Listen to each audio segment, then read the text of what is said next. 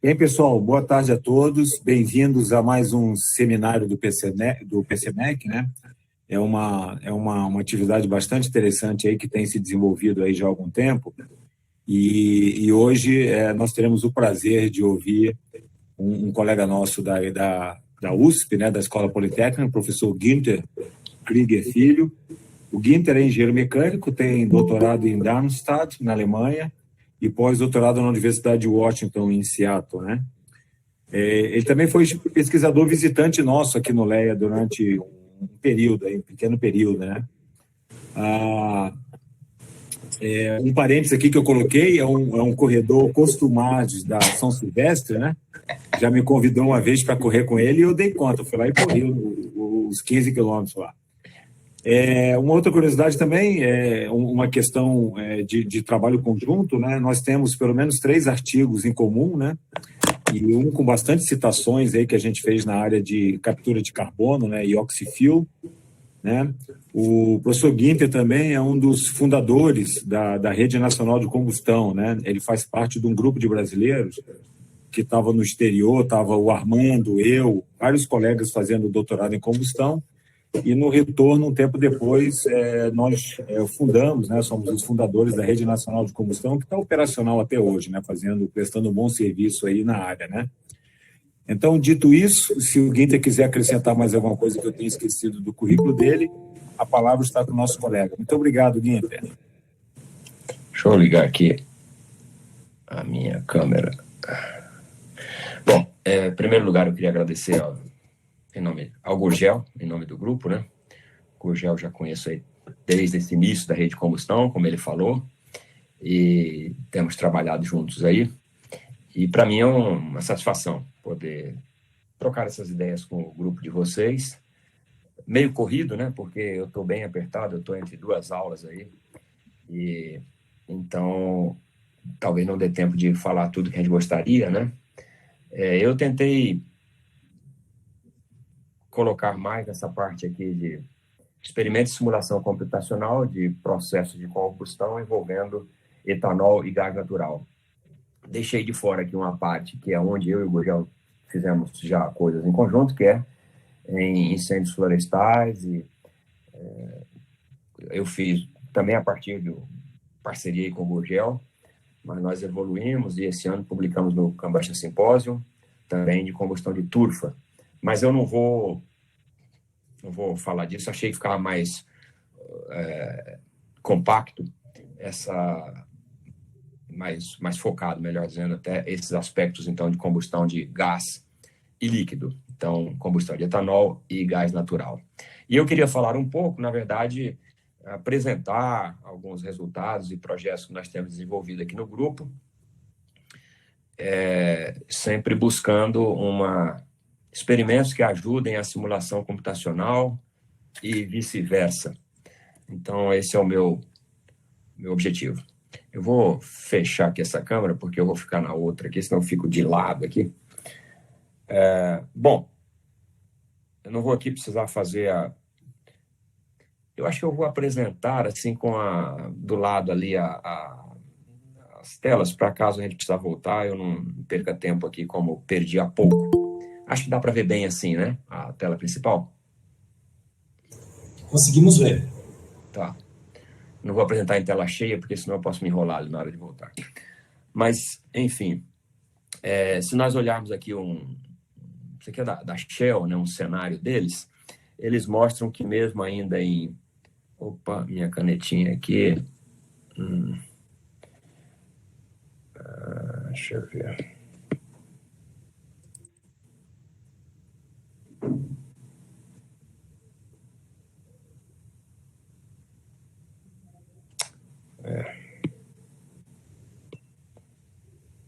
Isso aqui não funcionou como eu queria.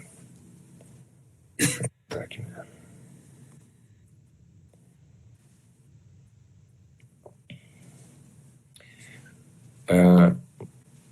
Minha caneta não está funcionando.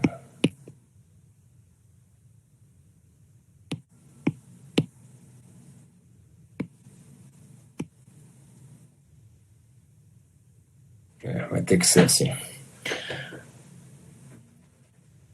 Peraí, eu vou mudar aqui. Dá licença.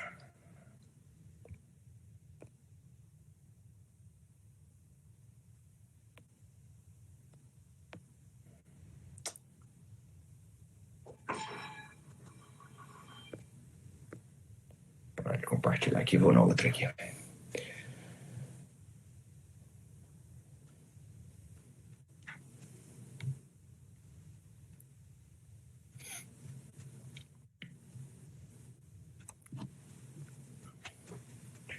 Vou compartilhar aqui no outro computador mesmo e...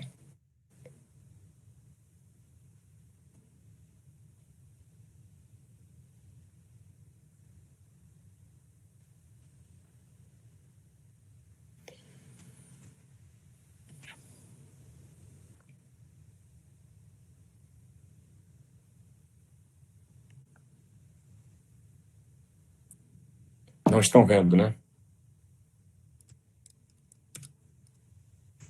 Por enquanto não está compartilhada a tela. Ah, faltava aqui um. Agora vai.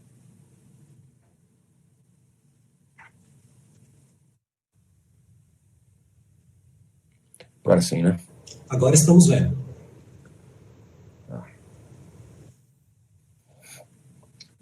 Então, se nós olharmos aqui esses cenários, aqui é da Shell, né? Indica que mesmo lá até 2070 nós ainda teremos uma grande participação de processos envolvendo combustão. Então, mesmo que nós venhamos a abdicar de carvão, né? Aqui 6% ainda será carvão,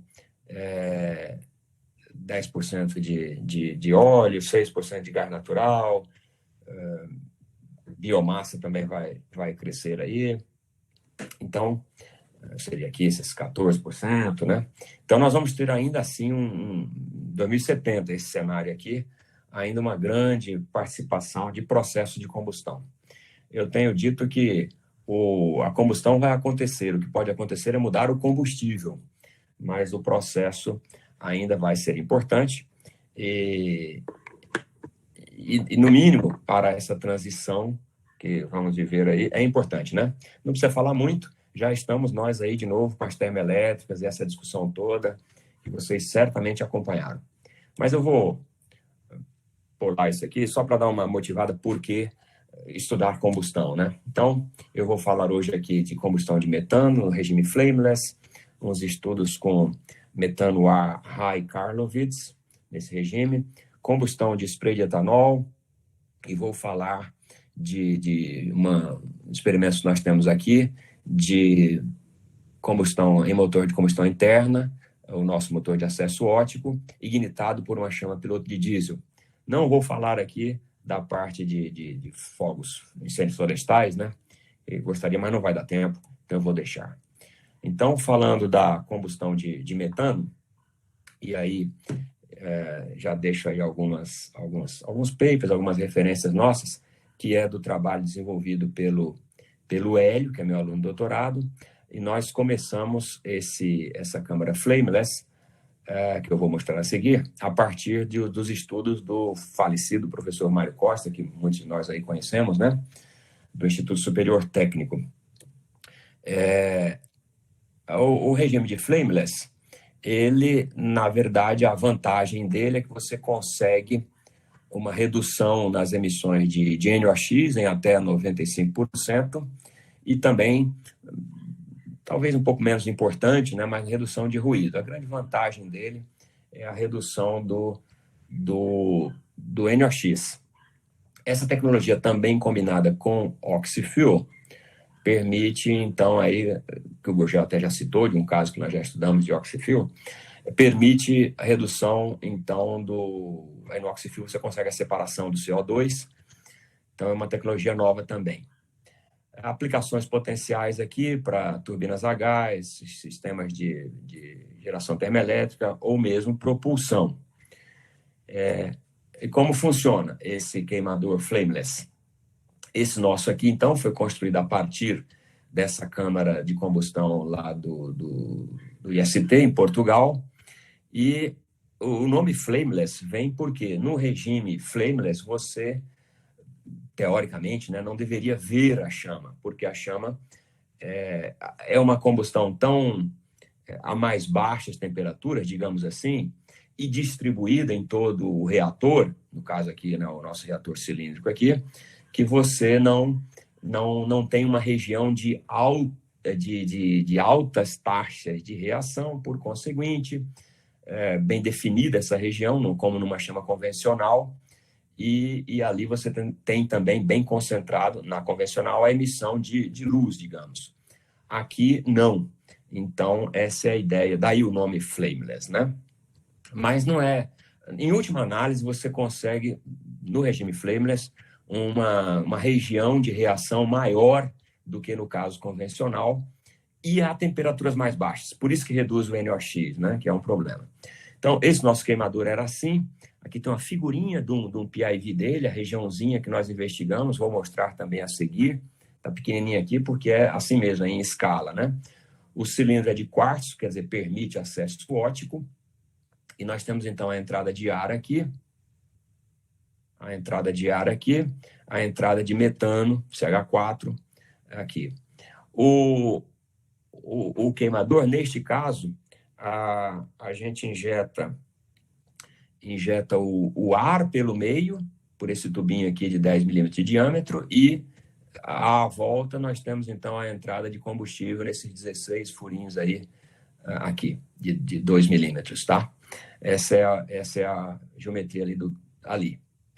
E nós temos para operar nesse regime flameless, em geral você precisa externa ou numa recirculação interna, um pré-aquecimento do ar. No nosso caso, nós controlávamos aqui com um aquecedor na entrada mesmo, tá? E a motivação desse trabalho é que ainda faltavam à época que nós começamos informações detalhadas desse campo de velocidades e gostaríamos de ter avançado para medições também de concentrações, coisas assim. O Mário Costa só tinha um LDA, as medições LDA, e nós então queríamos uns campos de PIV e, de novo, para depois também usar isso para a simulação computacional. Então, aqui tem uma imagem, então, ali do reator, em 3 condições de operação. A convencional, essa esquerda aqui, onde a gente vê nitidamente uma região, isso é uma foto, né? Uma região com a presença da chama. Depois nós temos aqui uma outra região de transição e aqui o regime mais flameless. Aqui a gente tirou uma parte do isolamento térmico aqui da frente para poder fazer a foto, né? Então, do isolamento ali na câmara. Isso fica bem... A temperatura da câmara fica bem alta, né? Então, a gente tirou o isolamento aqui para poder fazer a foto. Mas aqui já dá, assim, para qualitativamente perceber que há uma mudança do regime. E, na verdade, a gente consegue isso mudando a razão de equivalência. Ainda que a razão de equivalência seja uma medida global e nos interessa o que está acontecendo localmente aqui dentro, mas ainda assim, não só da razão de equivalência, tem também uma mudança na velocidade de entrada do ar, tá? Até significativa, né? 163, 127, 96, mas aqui na razão de equivalência a gente também opera nessas condições. Ou seja, para esse queimador, essas são as condições assim, mais extremas que nós conseguimos, e o nosso objetivo era, então, agora, a partir disso, ver o que acontece localmente aí dentro. Aqui tem isso é uma simulação, não é nosso, esse é da literatura de Minamoto aqui, onde mostra uma simulação discutindo, então, a interação química turbulência, que é o que, em última análise, deve provocar essa alteração do regime. A gente vê aqui, então, isso é um DNS, né? Numa chama convencional, você tem aquela estrutura clássica do flamelet, de uma região fina, uma folha, né? Ainda que corrugada. Isso aqui, à direita, seria, então, uma chama convencional. E à esquerda, nesse regime flamelet, aonde você tem, então, uma forte interação aí entre a turbulência e a química, dificultando aquela ideia, ou claramente se vê, né, uma modificação na estrutura da chama turbulenta. E aí um problema é como, com os modelos nos diferentes graus de aprofundamento dos modelos de combustão turbulenta, como você prescrever. Por exemplo, eu imaginava, quando a gente começou isso aqui é o regime Flamelet clássico, ok? A gente pode calcular com isso, mede, e os resultados são razoáveis. E num desse aqui, como é que nós vamos medir? O Flamelet é um approach que não deveria funcionar para isso aqui. E depois a gente viu com o tempo que o pessoal até calcula com um modelo até mais simples, né? Porque fica quase que um reator perfeitamente misturado, é um pouco isso. Mas que a gente no início não tinha muita clareza disso. Bom, equacionamento eu vou pular. Eu nem sei, Gurgel, o pessoal aí, quanto eles entendem assim, já são bem envolvidos com combustão ou não? Como é que é? Eu não sei, a audiência. O pessoal aqui é muito bom, entende tudo, pode falar. Pode falar, tá bom. Não, então eu vou pular muita coisa. Porque senão... Tá. Aí nós fizemos, então, mas eu também não quero ficar falando e se tiver muito fora do dia a dia, né, das pessoas. Ótimo. Tá bom, né? Tá. Ótimo. Então, aqui, por exemplo, é a imagem, então, do nosso campo PIV de velocidades, daquele queimador. Tem aqui uma série de detalhes que eu vou pular, mas, na verdade, a gente consegue, com isso, campos instantâneos e médios de velocidade e, portanto, conseguimos extrair informações sobre turbulência e a estatística, né?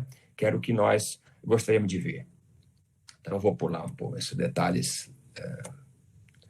Aqui, por exemplo, esse paper a gente está submetido agora, mostrando, então, esse aqui para o caso não reativo, é só o escoamento naquela câmara, né?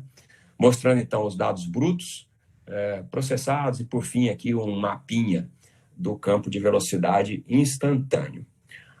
Mais interessante é isso aqui. Nós conseguimos, então, levantar o espectro de turbulência naquela região ali que eu mostrei, que é uma região bem pequenininha, né, do campo inteiro. Mas usando o PIV, que dá uma informação de campo, nós conseguimos levantar aqui o espectro da turbulência para ver se é esse espectro que muda da convencional para a flameless. E aí temos também aqui umas informações para verificação. Comparamos os nossos resultados de PIV com a anemometria de fio quente. Isto aqui é na linha de centro. Então, velocidades aqui. E aqui a componente VV, flutuação, né? E vimos que, na verdade, então, o nosso método do PIV conseguiu reproduzir bem o Hotwire, que só dá... O PIV te dá o campo inteiro, no campo de visão inteiro. O Hotwire só dá nos pontos que você mediu, né? Nós vimos, então, aqui, perto da parede, aí tem umas diferenças maiores, mas na região mais de interesse aqui, a correlação foi muito boa. E aqui, então, a gente conseguiu, aí, novamente, para um determinado ponto, o Hotwire dá o espectro completo da turbulência, e nós vimos que o nosso PIV é como se fosse um Large Edge PIV, digamos assim, né? Ele consegue prescrever aqui o menos 5/3 dessa inclinação aqui no range, na faixa inercial. Então, foi um resultado bom. Isso para o escoamento a frio e também a quente já temos. Aqui, de novo, uma comparação, então, com o CFD, desse mesmo campo ali, mostrando uma boa concordância aí nos campos de velocidade. Então, velocidade calculada e o PIV medido, né? Como eu falei, a gente procura sempre o resultado experimental para ajudar o computacional e vice-versa.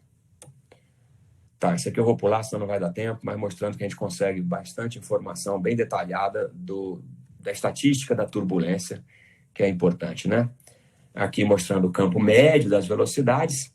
Então, no convencional, no transição e no flameless, indicando aí uma boa diferença na velocidade. também aqui nas tensões de Reynolds.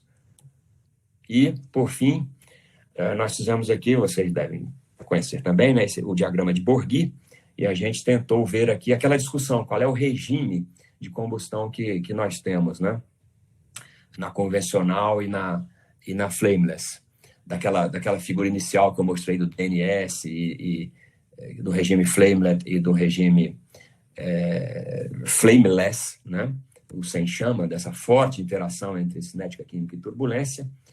E a gente, com essa nossa estimativa, a gente mostra que a chama convencional está aqui e esse flameless, a transição nossa estaria por ali. Então, aonde de fato essa região aqui é onde se assume que a chama não é mais aquela chama bem da superfície, sim o regime broken, né, às vezes chamado também, e parece então que os resultados experimentais nossos corroboram aquilo. Esse gráfico, por exemplo, nós não tínhamos visto ainda na literatura para esta chama, tá? Para essa flameless. Bom, aqui tem uma figurinha dela aí. À esquerda nós temos os campos de OH, e aí então a gente quer ver o que acontece com uma informação química, né? E à direita aquela imagem. Então você vê aí que você ainda vê o azul aqui, né? Essa região, o azul é OH. Isso deve estar relacionado com essa região aqui mais intensa de OH, mas também não é aquela chama. Ela não fica tão invisível como o nome sugere, né? Mas a gente nota uma diferença. E também no ruído, eu não sei se... Não colocamos aqui, mas nós medimos o ruído e no ruído também se observa uma redução bem grande no ruído, indicando essa mudança de regime da chama. Queria falar um pouco agora de oxy-fuel. Nós pegamos, então, essa mesma câmara aí e operamos no regime oxy-fuel. Aí a motivação é redução de captura, né? Captura de CO2, CCS Technology. Por quê? Quando você queima com O2, ao invés de ar, nos gases de exaustão, você só tem CO2 e vapor d'água. E aí você condensa o vapor d'água, passando por um trocador de calor, e fica só o CO2. Então, já separado para você colocar em caverna ou reservatório de petróleo desativado. É a ideia de captura e armazenamento do CO2, né? Eu até digo assim que hoje em dia a gente está enfrentando em combustão o mesmo problema de armazenamento que o pessoal de nuclear já tem há muito tempo, né? Você tem que dar um destino para o resíduo do combustível nuclear. Aqui nós temos que dar um destino, guardar o lixo, né, do CO2. E então a ideia aqui é essa. E você pode, inclusive, combinar as duas tecnologias, flameless e essa aqui, também é interessante. Então, nós pegamos aquela mesma câmera que eu mostrei, e aqui já fizemos alguns estudos por enquanto, né, nesse outro projeto, essa câmera flameless, estamos ainda, essa câmera flameless operada no modo oxy-fuel, estamos ainda um pouco atrás no projeto. Então, mas nós já temos aqui algumas simulações dos campos, né? Esse aqui, no caso, não reativo. Aqui também os campos de velocidade. E aqui um caso, então, com reação desse regime oxy-fuel. Então, mas aqui a verificar ainda, aqui só uma simulação CFD. Mas nós pretendemos, então, também... Aqui já tem alguma... Não sei se aqui tem um filme, deixa eu ver. Não, aqui não tem filme, só tem a imagem.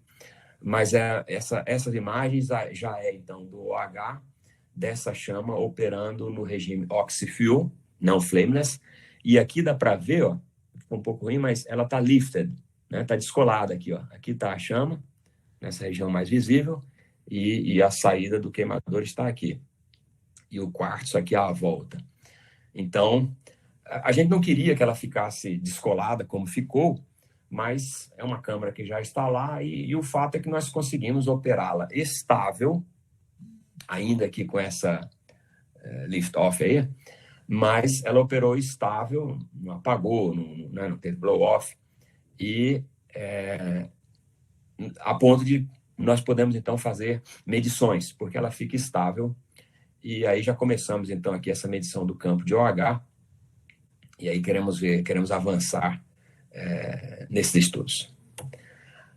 Agora eu queria falar um pouquinho de metano, ainda de metano-ar, um estudo que nós fizemos em regime de alto Karlovitz, né? Isso também a gente publicou já no outro Combustion Symposium. E o Karlovitz, ele é também uma medida da competição entre tempo de escoamento e tempo de cinética química, né, digamos.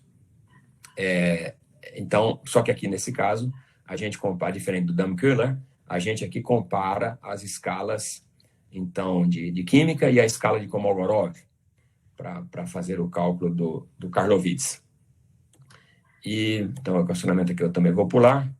E nesse caso aqui, nós também fizemos uma simulação usando o LES e vimos dessa chama que, na verdade, fica aqui em Karlovitz acima de 100, nessa região ali, o que, então, também deveria estressar o modelo de combustão turbulenta, ou como na combustão no modelo LES, a gente resolve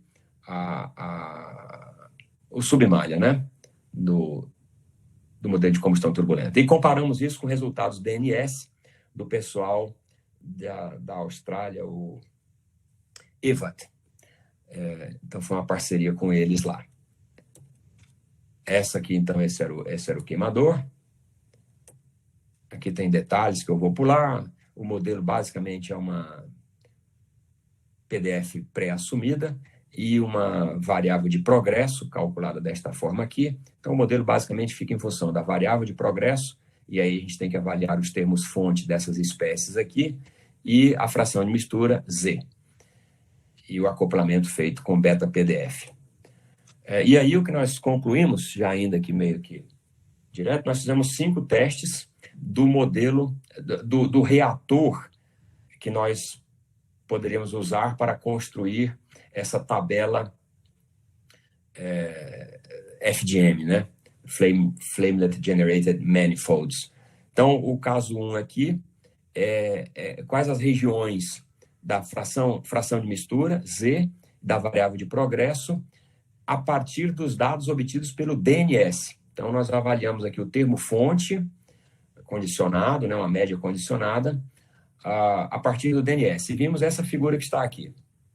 Então, qualitativamente, a região de maior intensidade da reação do termo fonte da variável de progresso, que vai indicar quão longe eu estou do equilíbrio, né, é nessa região aqui, nesse mapa de variável de progresso IZ.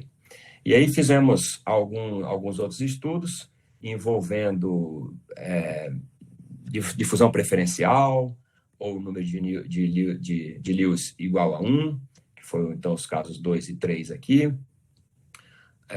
Uma Free Propagating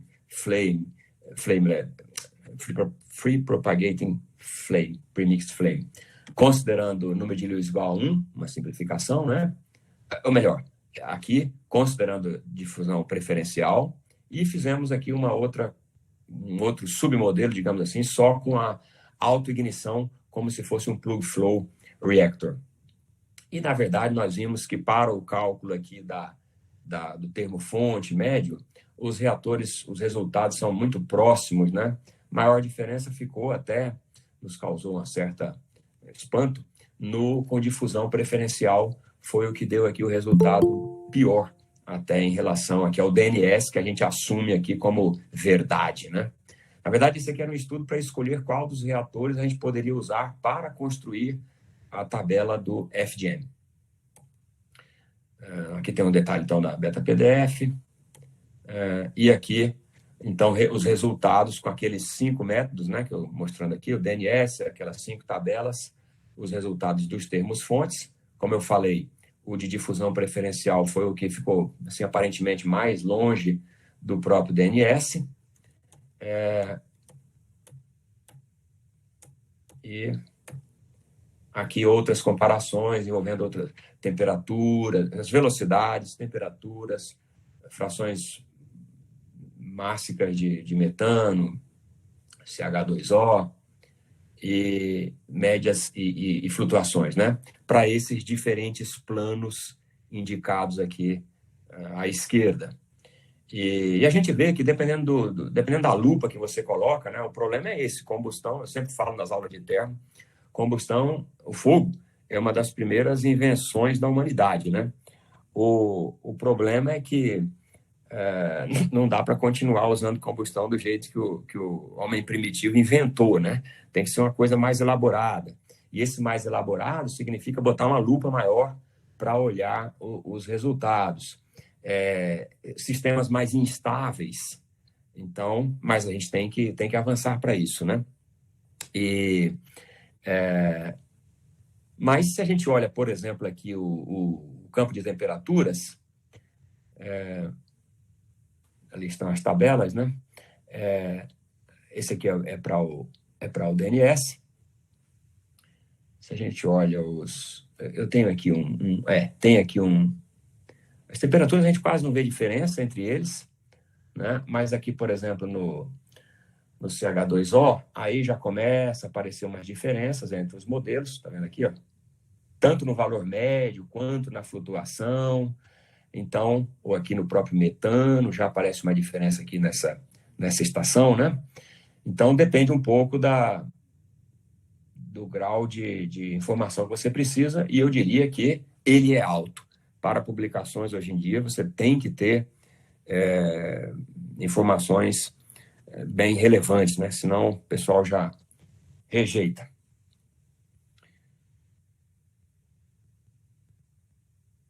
O Lissandro perguntou aqui sobre a variável de progresso, né? Lissandro, eu vou tentar responder no final, tá bom? Mas me lembra assim. No final a gente pode organizar para responder tudo no final mesmo. As pessoas Tá perguntas e no final a gente faz a discussão. Tá bom. Então, essas conclusões eu basicamente falei, né? E agora eu vou falar então um pouco de etanol. Também aqui alguns trabalhos que a gente publicou. Então, nesse primeiro estudo aqui, nós fizemos uma chama pulsada, quer dizer, o pulsado era o spray, tá? Então, a gente pegou um injetor automotivo e colocou a pulsação dele numa chama que nós estabilizamos com um Swiller. Na verdade, esse é um exemplo que estressa bastante o modelo computacional. Por outro lado, é meio complicado, eu sofri muito para conseguir publicar, porque uma chama pulsada não acontece em uma turbina a gás, você não vai ter um injetor pulsando lá. Isso acontece no motor de combustão interna, que a cada ciclo, ou mesmo uma estratégia de injeção estratificada, né, você vai ter aí uma pulsação no injetor, mas não em combustão turbina a gás. E, por outro lado, a gente estabilizou a chama com um Swiller, que é típico de turbina a gás e não é de motor de combustão interna. Então, ficou um problema bem interessante, a gente conseguiu resultados bem interessantes, mas do ponto de vista de... quando eu olho agora em retrospectiva, onde eu errei é que eu propus um experimento extremamente complexo, os dados experimentais, como sempre, porque o dinheiro é limitado, o tempo é limitado, o equipamento é limitado, também acabou faltando dados experimentais que enchessem os olhos do simulador, né, do pessoal de numérico, que está sempre esperando o dado experimental, só que o cara lê o paper e não vai ter isso aqui, não vai ter aquilo ali, não vou simular essa chama, né? Então, a gente acabou incorrendo um pouco nesse problema de digamos, vender, né, o experimento. Mas, aí está de novo aqui o mecanismo, né? Novamente, vai ser um FDN, a simulação. Como tinha o Lagrangiano das partículas, tem aí um detalhezinho dele aqui, que eu também vou pular, mas as gotas de etanol, nós representávamos, então, com partículas lagrangianas, e elas interagiam com a fase gasosa através da troca de massa, pela evaporação, momentum, e a entalpia pela evaporação e troca de energia entre as fases. Mas é um approach clássico de líquido, né? Então, aqui, ó, dá para ver esse resultado entre os dois regimes de pulsação do injetor. Então, agora eu não me lembro, mas já faz tempo que a gente fez isso aí, mas vai aparecer a seguir. Eu acho que um é a 100 Hz e o outro a 400 Hz. Então, o injetor do etanol, tá? E a gente vê, então, uma clara diferença na morfologia da chama. Essa aqui, uma chama comprida, porém ancorada. Essa outra aqui, ela ficava menor, mas ficava lifted um pouco aqui. Então, vimos essa diferença. Aí tem um esqueminha dela, como é que ela era. Alguns detalhes aí de vazão e tal, eu vou pular isso. E então nós aplicamos nessa chama PDI para medir Phasor Doppler Interferometry, para medir os diâmetros de gota e velocidades, e aplicamos Time Resolved PIV para obter então os campos de velocidade, e fizemos Mie-scattering para visualização das gotas, tá? Então aqui tem uma figurinha da montagem mesmo. Esse aqui, por exemplo, é aquela chama longa que eu falei, né? Da injeção de baixa frequência. Isso. Como eu falei, então, tinha esse... Deixa eu ver se o videozinho funciona aqui. Aqui era para ter um vídeo. Acho que não vai. Enfim. Então, o caso de 100 Hz e o 400 Hz é uma pena. A gente via aqui, nessa aqui, uma chama, então, alongada, né? Essa aqui, ela é mais concentrada, fazendo aí um ângulo de abertura aí, né? Um ângulo de spray aqui, bem diferente. A simulação, então, que nós fizemos com OpenFOAM, Large Edge. E aqui, de novo, as duas figuras.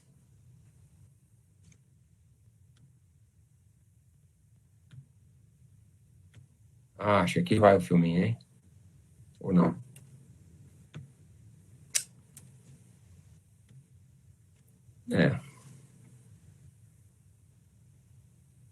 Enfim, o vídeo não parece cooperar. Essa, então, aqui é a chama de frequência de 100 Hz. E essa aqui de 400 Hz, como eu falei. Isso aqui já é a simulação. Uma chama bem alongada, ancorada, mais alongada. E essa outra aqui, uma chama lifted, mais menor. O que a gente está vendo aqui é o OH estrela, né? O radical instável, OH, foi renderizado por esse cálculo, né? Do LES. E o que é interessante é que nós conseguimos no LES reproduzir, pelo menos nesse nível aqui, ainda que qualitativo, digamos assim, mas conseguimos reproduzir os dois regimes, sem mexer no modelo, sem mexer, por exemplo, na variável de progresso, que o Lissandro perguntou ali, tá? Foi a mesma variável de progresso para os dois casos, o que nos deixou bastante satisfeito, porque pega desde a chama ancorada até a chama lifted de etanol. E para terminar aqui, que também o meu tempo já está bem estourado aqui, mas eu queria falar então rapidamente desse último experimento, que é uma chama piloto de diesel, para uso de... Na verdade, é um motor a gás natural, só que ele é ignitado, ele é Otto, ele é ignitado não com uma vela, mas sim com uma chama piloto de diesel. E nós queríamos ver, isso é uma tecnologia bastante comum para motores de grande porte, né? E nós queríamos, então, ver como é que isso se comporta. Tivemos aí já algumas publicaçõezinhas. O problema aqui, o problema principal, do ponto de vista tecnológico, é o methane slip, que é a fuga de metano não queimado desses motores de gás natural. Um misfire que tenha na operação ali, já emite metano suficiente para inviabilizar o licenciamento do motor, quase, digamos, né? Então, a ideia é que a chama piloto de diesel, por ser é questão de probabilidade, você vai ter uma chama piloto maior lá, então é provável que você sempre não tenha variação cíclica, né? Consiga ignitar.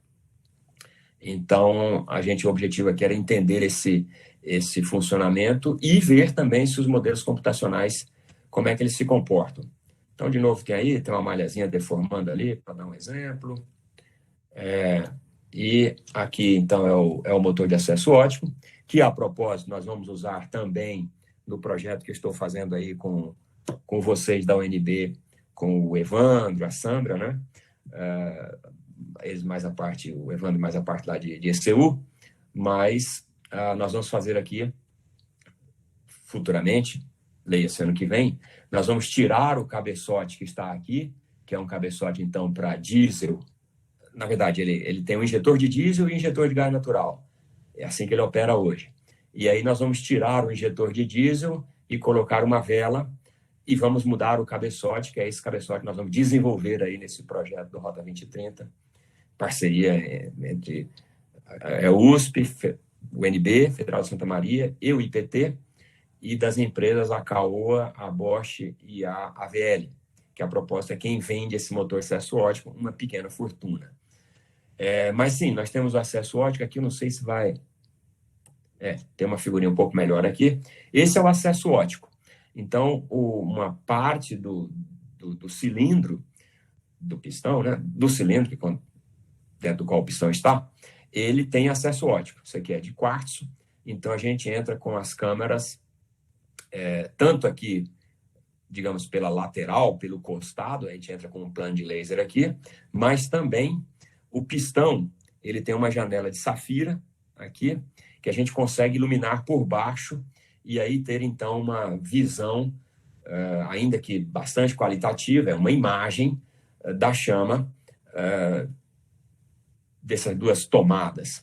E a nossa ideia, então, aqui tem uns detalhes aí do cabeçote, o que a gente fez, né? A gente tirou a válvula que tinha de exaustão lá, tiramos uma delas e colocamos o injetor de gás aqui.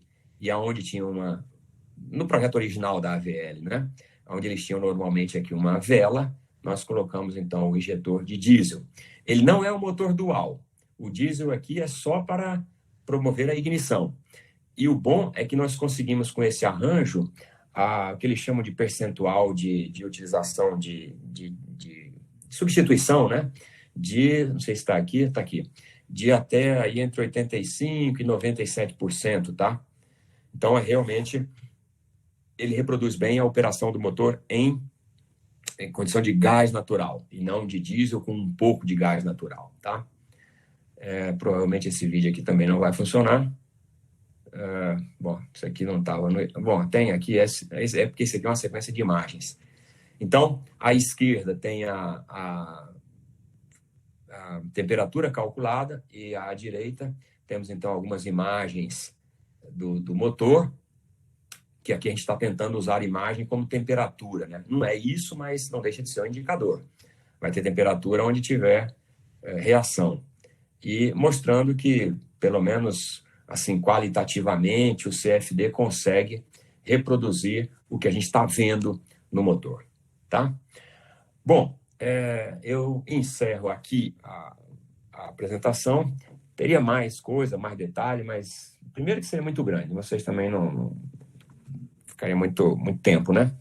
E segundo que eu queria só dar essa ideia dos trabalhos que nós estamos fazendo, então, em combustíveis gasoso, líquido, temos também a parte de sólidos, mais voltada aí para incêndio, que eu não falei, e sempre buscando experimentos avançados que permitam boas informações do fenômeno para confrontar essas informações ou definir o modelo computacional que nós podemos utilizar. Por exemplo, lá no Flameless, temos visto que parece que um próprio modelo, um submodelo PSR, ou um Edge Dissipation Concept, que é um dos primeiros modelos, vai dar conta de calcular, não precisa entrar no regime broken mesmo, uma extensão do Flameless para esse tipo de modelo.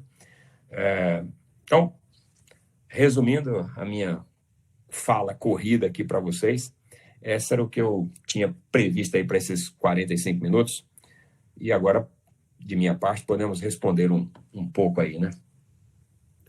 Ok, Guinter, muito obrigado. E acho que o professor Lucival, o professor Rafael aí estão controlando as perguntas.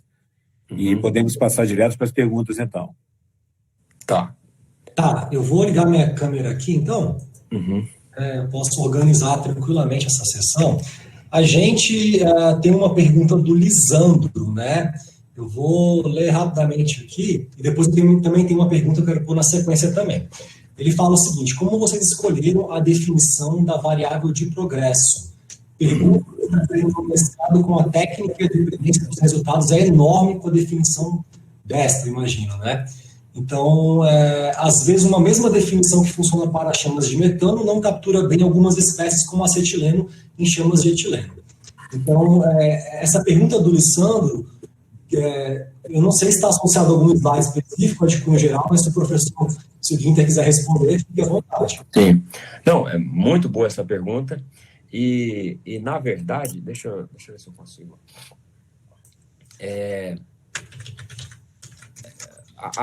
Como escolher essas variáveis de progresso é sempre meio complicado, né?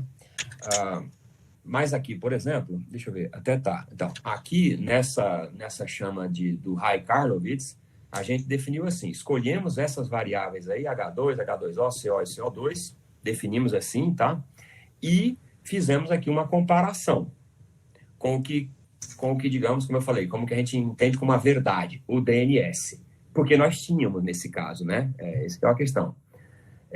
Então, a gente viu que essa definição, isso aqui é a região que o DNS não acessou, né? Isso que está em branco aqui. Mas, assim, nós colocamos essas variáveis, fora outras regras que a gente já sabe, né?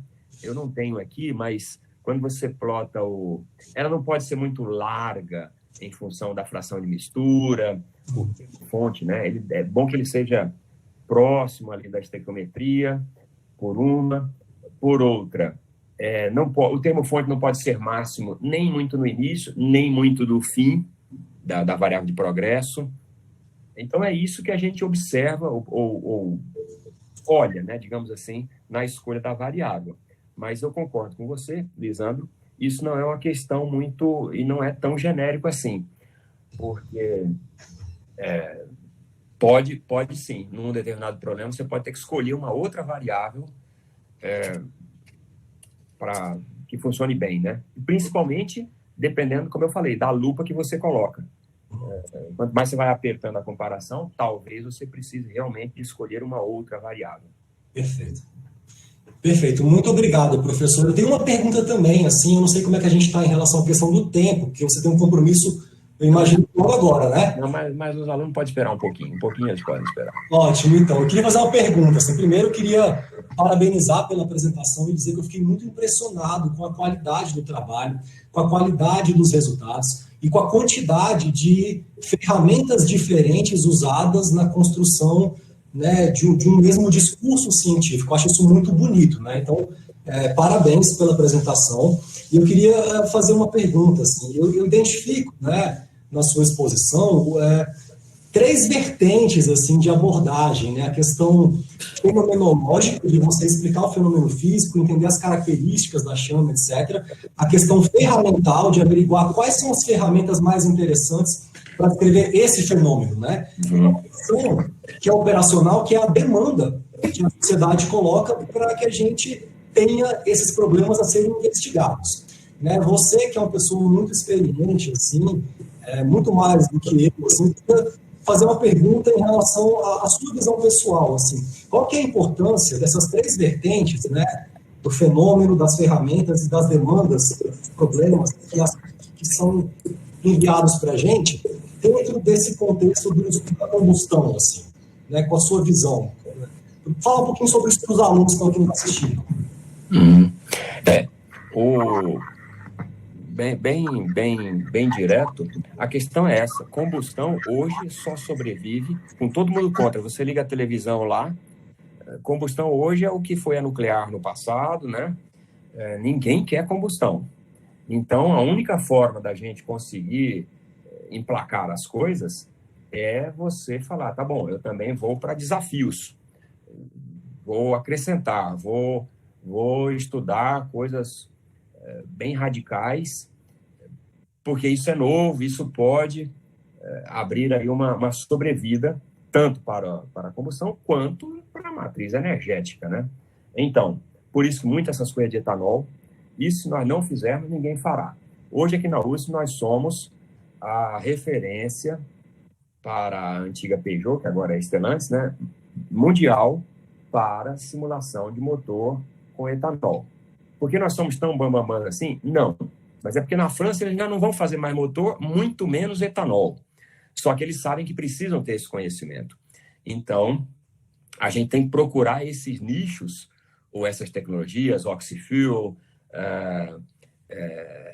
flameless, biomassa também, que é para falar. A gente consegue investigar aqui, se você quiser fazer uma separação de CO2 na próprio processo de combustão, o que muda aí na reação, ou qual tolerância a gente teria para um N2, para baratear um pouco a planta e mesmo assim conseguir fazer uma separação eficiente. Então, a gente tem que procurar responder essas perguntas. E essas perguntas não são mais respondidas com ferramentas muito tradicionais, tem que ser coisa avançada. E aí é que é o problema, porque, então, computacionalmente é caro, experimentalmente é caro, mas não tem outro jeito, tem que ser por aí. Ou, nós fazemos aqui, caracterização de bico injetor de etanol. Ninguém tem a informação, nós temos que fazer o PDI para diâmetro de gota, velocidades, senão ninguém vai fazer, e a gente propõe a fazer, né? Mas, assim, tem campo, tem muita coisa, eu já falei, eu não posso entrar mais em projeto nos próximos 2 anos, porque tem demanda, mas tem que ir, assim, para procurar essas coisas que dê para acrescentar, né, digamos assim, em termos do conhecimento. Mas tem espaço, e gente, quanto mais gente...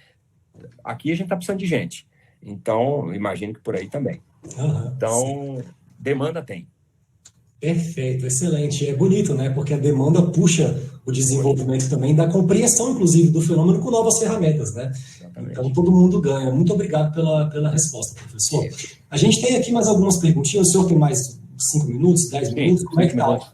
Não, mais 5 minutos. 5 minutinhos. Então, eu vou pôr mais uma pergunta, então, para dar tempo, tá? Que é do Adriano, pela ordem. Sim, o Adriano é professor do PCMEC, da área de sistemas dinâmicos, né?